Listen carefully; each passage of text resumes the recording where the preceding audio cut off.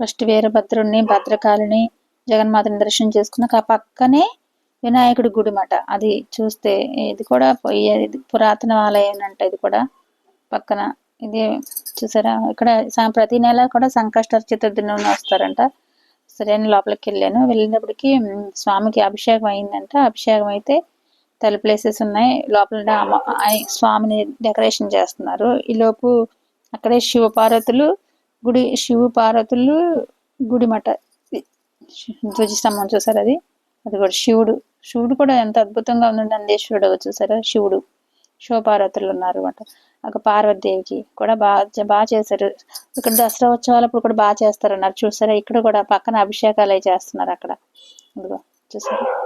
బాగా అనిపించింది. అక్కడ అమ్మవారు చుట్టూగా గుడి చుట్టూ తిరిగితే అక్కడ అంతా విగ్రహాలు అలా ప్రతిష్ఠ చేస్తున్నాయన్నమాట. అమ్మవారిని నెక్స్ట్ అయ్యవారిని అట్లా ఉన్నాయన్నమాట. ఇక సింహవాహిని కదా అమ్మవారు. సింహం ఉండి అమ్మవారు.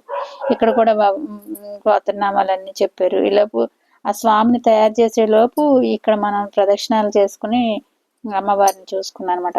అక్కడ అది అమ్మవారిని కూడా చాలా భలే ఉంది చూసారా. నిమ్మకాయలే కట్టి అదిగో చాలా చిన్నది ఉంది. పక్కనేమో బయట చక్కగా ఉంది చూసారా. వెండి తొడుగుతోటి అక్కడేమో అభిషేకాలు చేస్తున్నారు. నాకు బాగా అనిపించింది ఈ గుడి.